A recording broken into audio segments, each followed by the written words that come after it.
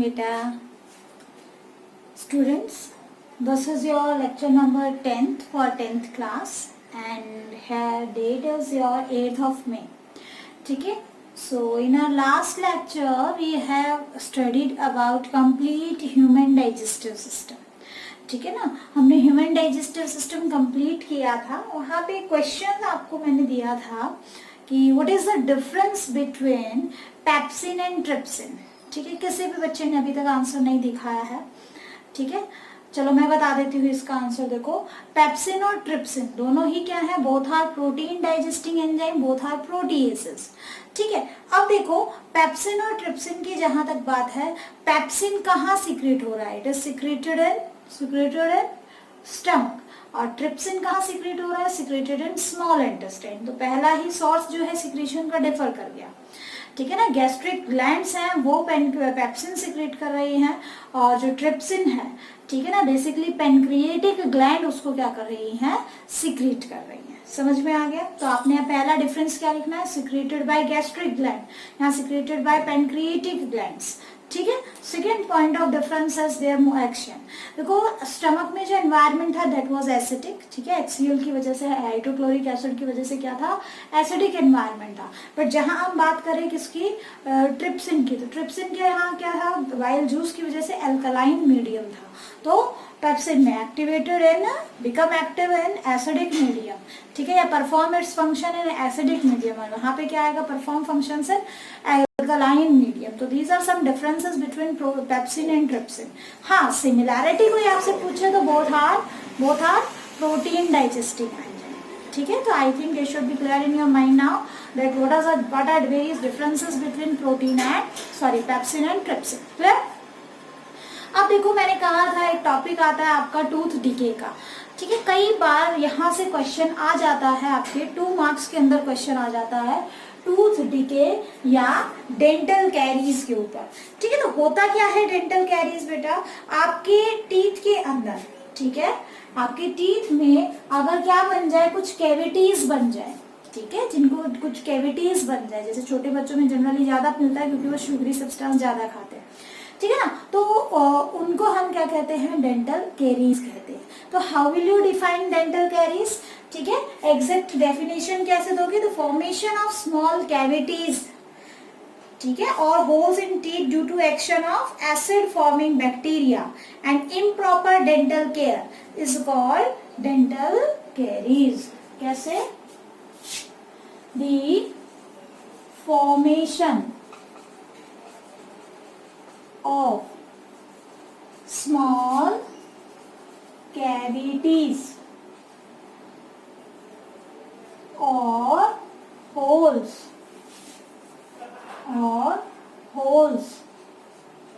ठीक है ना, in teeth due to acid forming bacteria.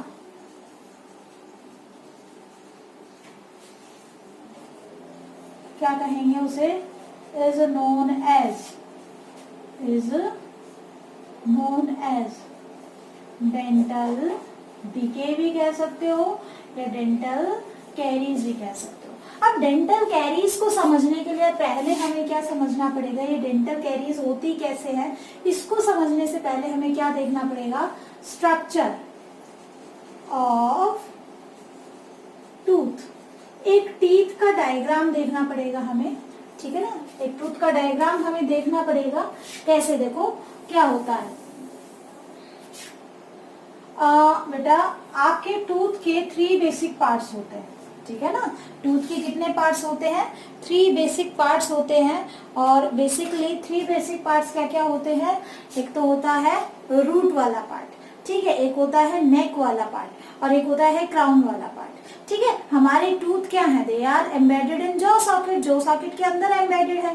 ठीक है ना. तो इसीलिए देखो, इनके अंदर बेसिकली अगर हम एक बेसिक सा डायग्राम बनाए,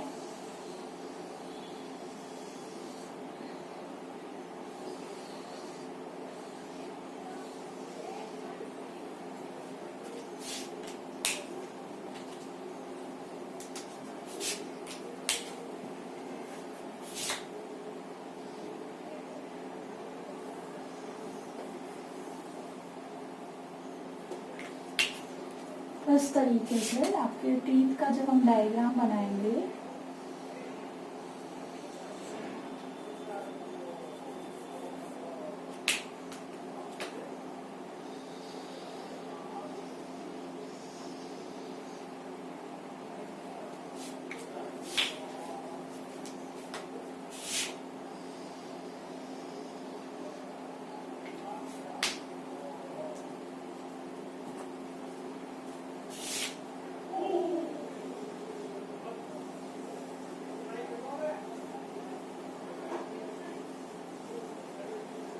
देखो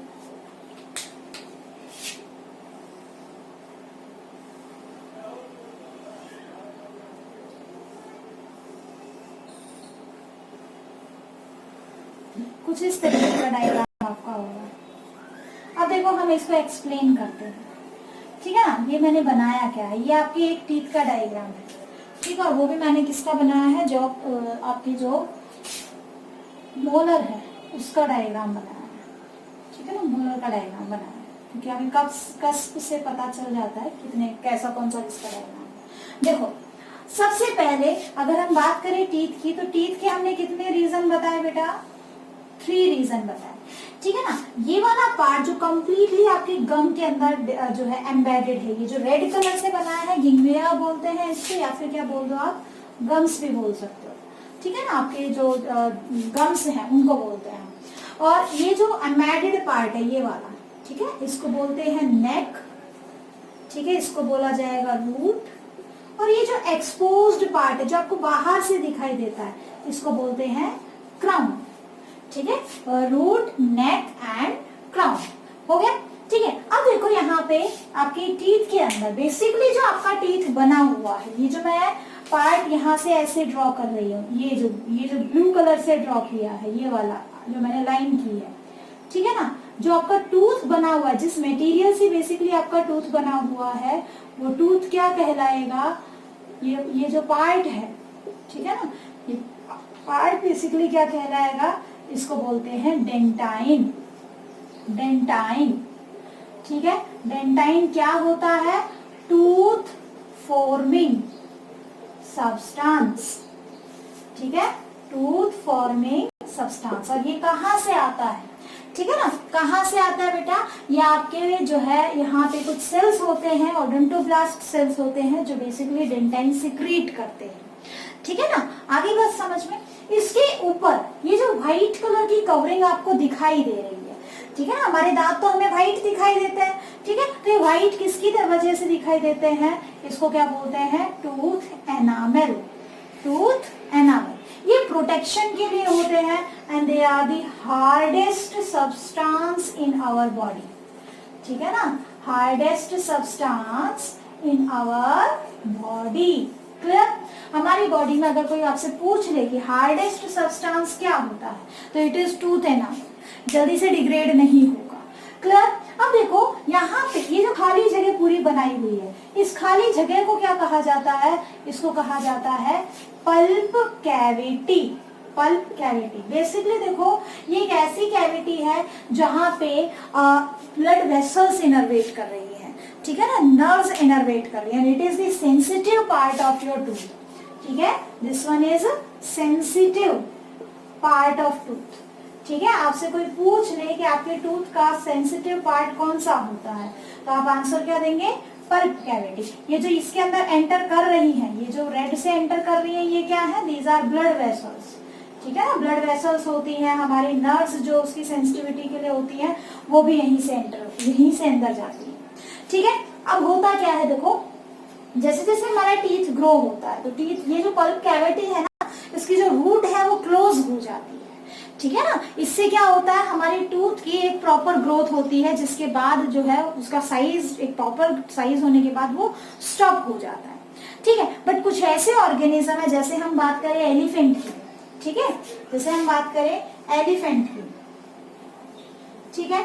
एलिफेंट के अंदर होता क्या है, आपने उसके टस्क देखे हैं, हाथी दांत जिसको आप बोलते हो ना, टस्क, ठीक है। वो क्या करते हैं, अगर उन्हें काट दे तो फिर से ग्रो हो जाते हैं, फिर काट दोगे फिर ग्रो हो जाते हैं, यानी कि permanently through out the life क्या करते हैं, वो ग्रो करते रहते हैं, तो उनको बोलते हैं रूटलेस टीथ, उनकी पल्प कैविटी कभी भी क्लोज नहीं होती है और वो हमेशा ग्रो करते रहते हैं। और होते क्या है, अपर इंसीजर्स होते हैं, दोनों साइड की अपर इंसीजर्स होते हैं। आपसे कोई पूछ ले, ठीक है ना, कि एलिफेंट के जो टीथ होते हैं, ये कॉम्पिटिटिव विंडो के अंदर ये क्वेश्चन आप डाल सकते हो। अगर आपसे कोई पूछ ले कि एलिफेंट के जो टीथ होते हैं वो कौन से होते हैं, ठीक है ना, तो आपने आंसर क्या करना है, 2 इंसीजर्स ऑफ अपर जॉ, ठीक है।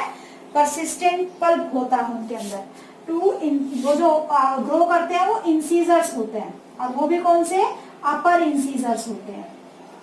क्यों ग्रो करते हैं, बिकॉज ऑफ परसिस्टेंट पल्प की वजह से। पल्प उनके अंदर हमेशा बना रहता है, यहाँ पे ये जो रूट है पल्प की, ठीक है ना, ये कभी भी बंद नहीं होती है और इसीलिए वो ग्रोथ है वो लगातार होती है। बट हमारे अंदर नहीं होता ऐसा, हमारे अंदर एक प्रॉपर टाइम के बाद क्या होता है, ये पल्प कैविटी का जो माउथ है ये क्लोज हो जाता है, इसकी जो रूट है वो क्लोज हो जाती है, जिसकी वजह से हमारी टूथ की एक प्रॉपर साइज होती है। क्लियर। अब देखो ये जो टूथ है, हमारी बॉडी के अंदर टूथ डिके होता क्या है, कैसे होता है। देखो जब भी हम शुगरी सब्सटेंस खाते हैं, ठीक है, whenever we eat sugary substance, तो उस केस में क्या होता है, हमारे माउथ में कुछ एसिड प्रोड्यूसिंग बैक्टीरिया होते हैं, ठीक है ना, कुछ एसिड प्रोड्यूसिंग बैक्टीरिया होते हैं। अब देखो हमने शुगरी सब्सटेंस खाया तो ऑब्वियसली उसमें क्या है, कार्बोहाइड्रेट है, और कार्बोहाइड्रेट है, मान लो आपके माउथ में कार्बोहाइड्रेट कंटेंट रह गया, तो वो बैक्टीरिया उस कार्बोहाइड्रेट को as a source of energy use करेगा, ठीक है। और उसको खाने के लिए, अब जब उसको खा रहा है वो, तो वो क्या करेगा, उसी दौरान वो एसिड प्रोड्यूस करेगा, ठीक है ना। तो जैसे ही हमने क्या किया, कोई शुगरी फूड खाया, when we eat sugary substance, ठीक है, शुगरी सब्सटेंस हमने खाया, तो उस दौरान क्या होगा, acid forming bacteria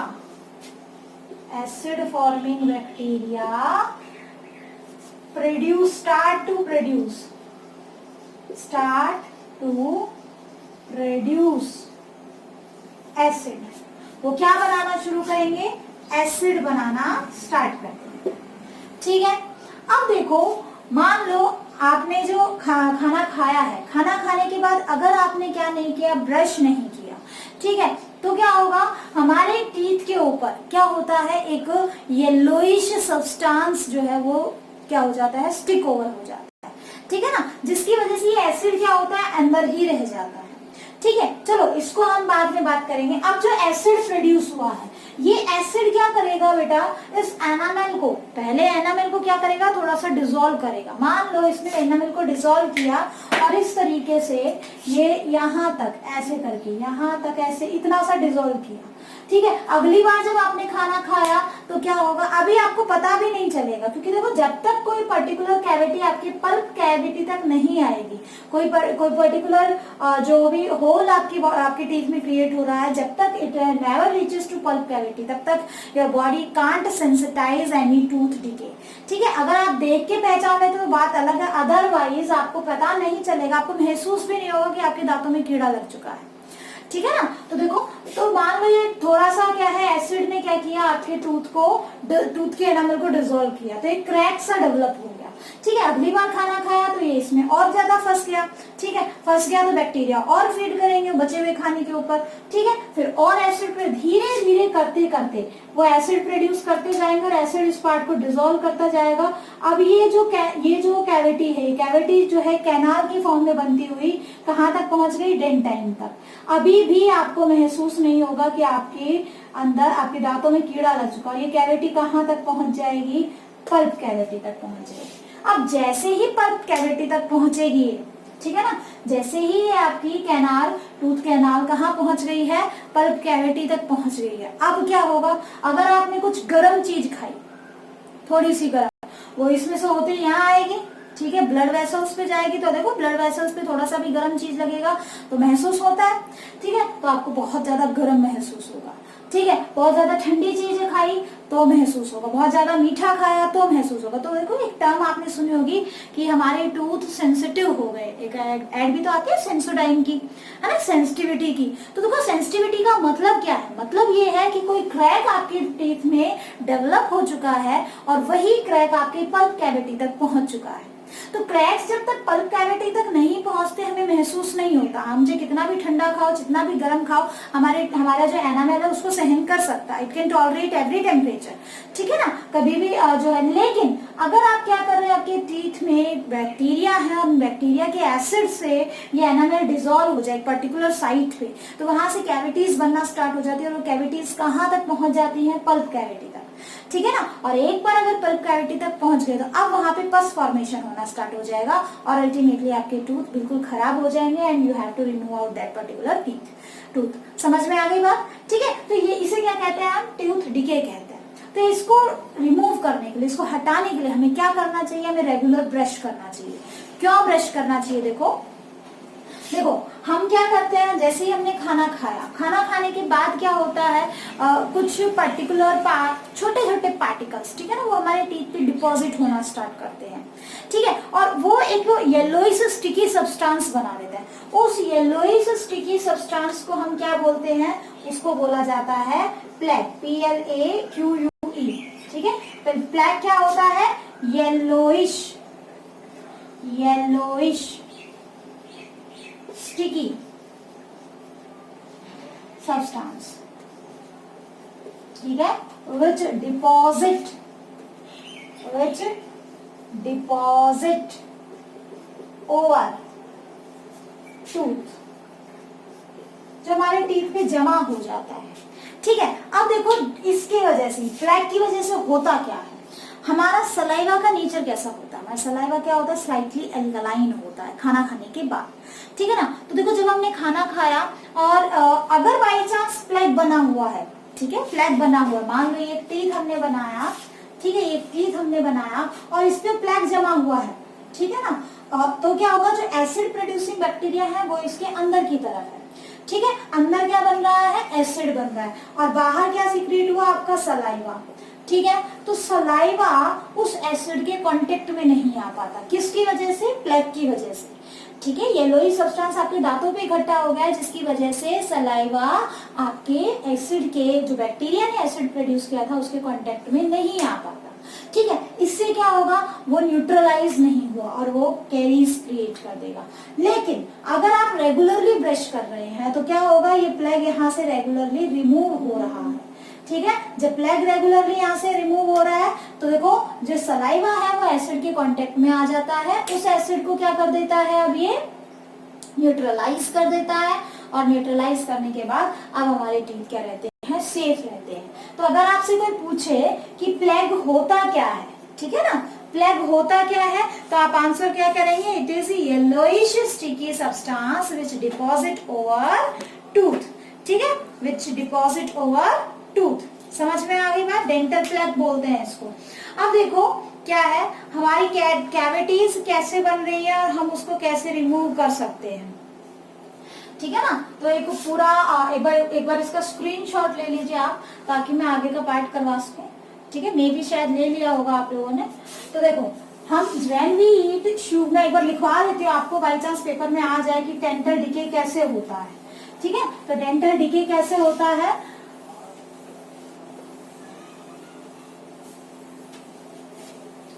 when we eat sugary substance, bacteria starts to feed over them, ठीक है, and produce acid, ठीक है। वो एसिड क्या करेगा, acid starts to dissolve first enamel, then dentine and ultimately reaches to pulp cavity, ठीक है। This creates sensitivity in teeth, ठीक है। आगे बात समझ में, and ultimately result into decaying of tooth, ठीक है, समझ में आ गया। तो when we eat sugary substance, then bacteria in our mouth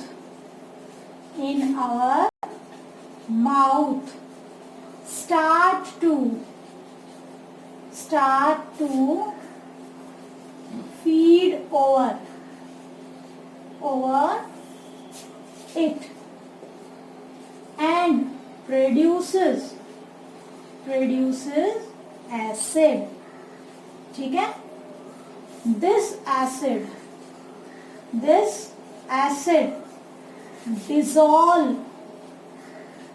dissolve first enamel and then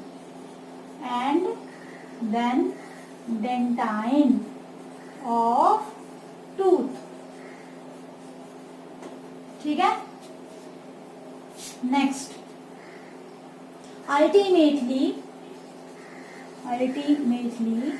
the crack और होल भी कह सकते हो, क्रैक भी कह सकते हो, ठीक है ना, reaches to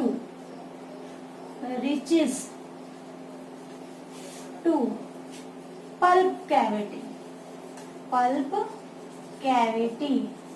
and result into sensitivity. ठीक है, this may cause complete tooth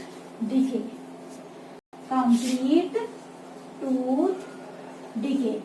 अब करना क्या है, इस टूथ डिके से बचने के लिए क्या करना चाहिए, ठीक है ना, तो रेमेडी क्या है इसकी, प्रिवेंशन क्या है, ठीक है ना, प्रिवेंशन क्या है, तो प्रिवेंशन क्या है बेटा, that is regular brushing of teeth,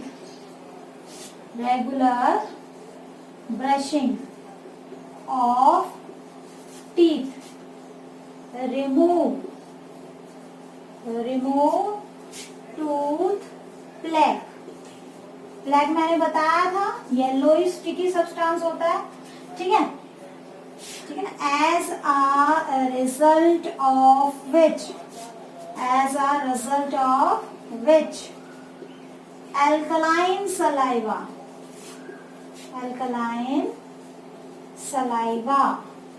ठीक है, neutralizes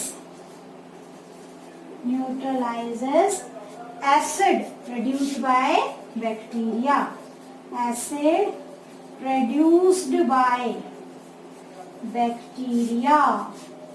ठीक है,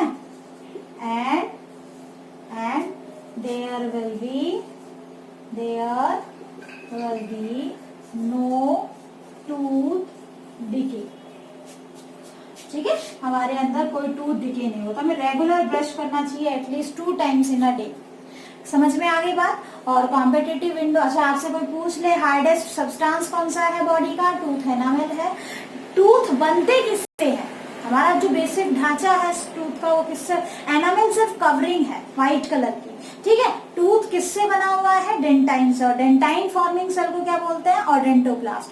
टूथ एनामेल कहाँ से आते हैं, अमाइलोप्लास्ट से, ठीक है ना. इसके अलावा बेटा आपसे इस पे क्वेश्चन क्या आ सकता है कि रूट के ऊपर क्वेश्चन आ सकता है, बट इतना डीप से आई थिंक मुझे नहीं लगता है कि आपसे पूछा जाएगा. सीबीएसई बोर्ड में बस यहाँ से 2 नंबर में क्वेश्चन आता है कि डेंटल डिके होता क्या है और इसको कैसे प्रिवेंट किया जाता है, ठीक है ना. तो वो मैंने आपको कंप्लीट करवा दिया है. फिर भी कोई क्वेरी है तो you can ask me. This was all about today's lecture and stay tuned for next one, ठीक है.